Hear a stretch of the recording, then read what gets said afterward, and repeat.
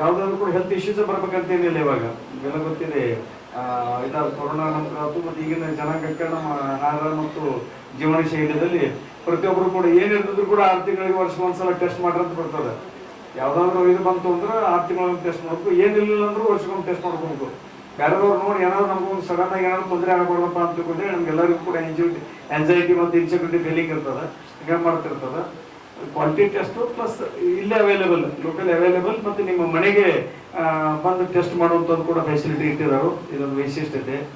Quality test ಆಯಿತು, economic ರೇಟ್ನಲ್ಲಿ ಆಯಿತು, ನಿಮ್ಮ ಮನೆಗೆ ಬಂದು ಅದು ಆರೋಗ್ಯ ನಿಮ್ಮ ಮನೆ ಬಾಗಿಲಿಗೆ ಅಂತ ಇರುತ್ತಲ್ಲ, ಆ ಥರ ಸೇವೆ ಮಾಡಲಿಕ್ಕೆ ಎಲ್ಲ ಅವ್ರ ತಂಡದವರೆಲ್ಲ ಪಾಟೀಲ್ರು ಮತ್ತು ಎಲ್ಲ ಸ್ನೇಹಿತರು ಶ್ರೀಕಾಂತ್ ಅವ್ರದ್ದೆಲ್ಲರೂ ಕೂಡ ಕೊಡ್ತಾ ಇದ್ದರು. ಭಾಳ ಅವಶ್ಯಕತೆ ಅದ. ಈ ಭಾಗಕ್ಕೆ ಬೆಳಗಾವಿ ಬೆಳೀತಾ ಇದೆ. ಬೆಳಗಾವಿ ಗಡಿಭಾಗದ ಪ್ರದೇಶ ಆಗಿರೋದ್ರೆ ಗೋವಾ, ಮಹಾರಾಷ್ಟ್ರ, ಕರ್ನಾಟಕಕ್ಕೆ ಗಡಿಭಾಗದ ಪ್ರದೇಶ ಆಗಿರೋದ್ರಿಂದ ಭಾಳಷ್ಟು ಆರೋಗ್ಯ ಸೇವೆಗಳು ಮೊದಲೆಲ್ಲ ನಾವೆಲ್ಲ 30-40 ಇಯರ್ಸ್ ಬ್ಯಾಕ್ ಸಣ್ಣದೇ ಇದ್ದರೂ ಕೂಡ ಜೋರಾಗಿ ಕೆಮ್ಮಿದ್ರು ಕೂಡ ಮೆರೆಸ್ಕೊಂಡು ಹೋಗ್ತಾ ಇದ್ದೀವಿ. ಇಲ್ಲಿ ಒಳ್ಳೆ ಒಳ್ಳೆ ದೊಡ್ಡ ದೊಡ್ಡ ಹಾಸ್ಪಿಟಲ್ ಆಗಿದಾವು. ಎಲ್ಲ ವೈದ್ಯಾಧಿಕಾರಿಗಳು, ನುರಿತ ವೈದ್ಯಾಧಿಕಾರಿಗಳು, ಎಲ್ಲ ಆರೋಗ್ಯ ವಿಷಯದಲ್ಲೂ ಕೂಡ ನುರಿತ ವೈದ್ಯಾಧಿಕಾರಿಗಳು ಬೆಳಗಾವದಲ್ಲಿ ಒಳ್ಳೊಳ್ಳೆ ಆಸ್ಪತ್ರೆಗಳಾಗಿದ್ದಾವೆ, ಮಲ್ಟಿ ಸ್ಪೆಷಾಲಿಟಿ ಹಾಸ್ಪಿಟಲ್ಗಳು. ಜೊತೆಗೆ ಟೆಸ್ಟ್ ಕೂಡ ಬಹಳಷ್ಟು ಇಂಪಾರ್ಟೆಂಟ್ ಇರ್ತದೆ. ಕ್ವಾಲಿಟಿ ಟೆಸ್ಟ್ ಬೇಕಾಗಿರ್ತದೆ. ಸುಮ್ಮನೆ ಯಾವುದೋ ಒಂದು ಸರ್ಟಿಫಿಕೇಟ್, ಯಾವುದೋ ಒಂದು ಬ್ಲಡ್ ಟೆಸ್ಟ್ ಮಾಡಿ ಅದು ಏನಾದ್ರು ಇಶ್ಯೂಸ್ ಬಂದು ಅಂತಂದ್ರೆ ಒಂದು 2 ಕಡೆ ಟೆಸ್ಟ್ ಮಾಡಿದ್ರೆ 2 ಕಡೆನೂ ಕೂಡ ವ್ಯತ್ಯಾಸ ಅಂದ್ರೆ ಡಾಕ್ಟರ್ಗಳು ಚೇಂಜ್ ಮಾಡುವಂಥ ಪರಿಸ್ಥಿತಿ ಬರ್ತದೆ. ಆ ನಿಟ್ಟಿನಲ್ಲಿ ಕ್ರಮಕ್ಕೆದವರು ಬೆಳಗಾವಿ ಮತ್ತು ಬೆಳಗಾವಿ ಪರಿಸರದಲ್ಲಿ ಬೆಳಗಾವಿ ಜಿಲ್ಲೆಯ ಜನರಿಗೆ ಒಳ್ಳೆಯ ಆರೋಗ್ಯ ಕೊಡುವ ನಿಟ್ಟಿನಲ್ಲಿ ಸಂಸ್ಥೆಯನ್ನು ಬೆಳಿಬೇಕು. ಜೊತೆಗೆ ಜಿಲ್ಲೆ ಮತ್ತು ಗಡಿಭಾಗದ ಪ್ರದೇಶಗಳಲ್ಲಿ ಜನರಿಗೆ ಒಳ್ಳೆಯ ಆರೋಗ್ಯದ ಬಗ್ಗೆ ಕೂಡ ಕಾಳಜಿ ಮಾಡೋದು. ಯಾಕಂದ್ರೆ ಬೇರೆ ರಂಗದಲ್ಲಿ, ಬೇರೆ ಉದ್ಯಮದಲ್ಲಿ ಯಶಸ್ವಿ ಈ ಕಾಮಾಖ್ಯದವರು 4 ಜನ ಏನು ಡೈರೆಕ್ಟರ್ಸ್ ಇದಾರೆ, ಅವ್ರು ಬೇರೆ ಬೇರೆ ಫೀಲ್ಡ್ನಲ್ಲಿ ಎಲ್ಲ ಸಕ್ಸಸ್ಫುಲ್ ಉದ್ಯಮಿಗಳು ಅದಾರು. ಅದು ಉದ್ಯಮ ಅಂತ ತಿಳ್ಕೊಳ್ಬೇಡದನ್ನ ಆರೋಗ್ಯ ಸೇವೆ ಒಂದು ಸೇವೆ ಮಾಡಿಕೊಡುವ ನಿಟ್ಟಿನಲ್ಲಿ ನೀವೆಲ್ಲ ಕೂಡ ಪ್ರಯತ್ನ ಮಾಡಬೇಕು. ಜೊತೆಗೆ ಸಂಸ್ಥೆ ಕೂಡ ಬೆಳೆಯಲಿ ಅಂತ ಹಾರೈಸ್ತಾ, ನಾನು ಪೂಜ್ಯರ ಜೊತೆ ಮೇಲೆ ಒಂಚೂರು ಗಾಬಲ್ಲಿ ಓಡಾಡ್ಬೇಕಾದ್ರೆ ಅಜ್ಜವ್ರು ಒಂದು ಮಾತು ಕೇಳಿದ್ರು ನನಗೆ, ಇಲ್ಲಿ ಎಲ್ಲ ಅಕ್ಕಲ್ರಿ ಅಂತೇಳಿ, ಎಲ್ಲ ಟೆಸ್ಟ್ ಅಕ್ಕವಿಲ್ರಿ ಅಂತೇಳಿ. ಯಾಕದನ್ನು ಕೇಳ್ತಾ ಇದ್ದಾರೆ ಅಂದ್ರೆ, ಸಾಕಷ್ಟು ನಮ್ಮ ಜನಕ್ಕೆ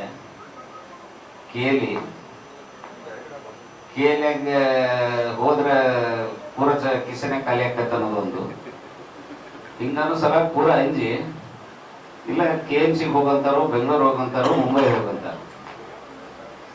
ಅದು ಟೆಸ್ಟ್ ಬರೋ ಹೊತ್ತಿಗೆ ಅಂದ್ರೆ 8 ದಿನ ಆಗ್ಬಿಡುತ್ತೆ. ಆ ಒಂದು ಅಂಜಿಕೆಗೆ ಪೂಜ್ಯರ ಆ ರೀತಿ ಕೇಳ್ತಾ ಇದ್ರು.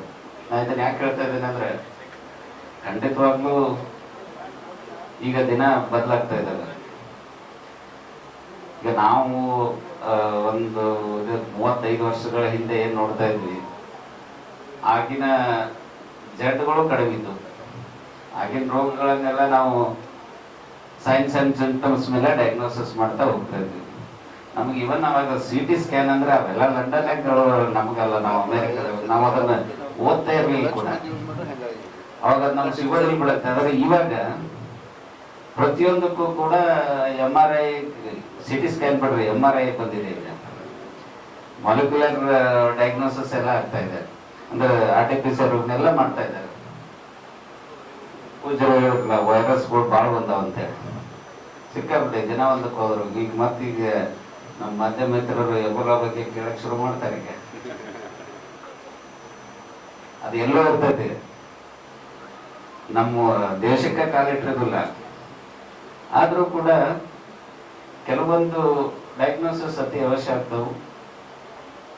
ನಾನು ಒಬ್ಬ ಸಾರ್ವಜನಿಕ ಈ ಆರೋಗ್ಯ ಕ್ಷೇತ್ರದಲ್ಲಿ ಇರೋದ್ರಿಂದ ನಾನು ನೋಡ್ತಾ ಇದ್ದೀನಿ, ಸಾಕಷ್ಟು ಬಡವರಿಗೂ ಕೂಡ ಹೆಲ್ಪ್ ಆಗಬೇಕು.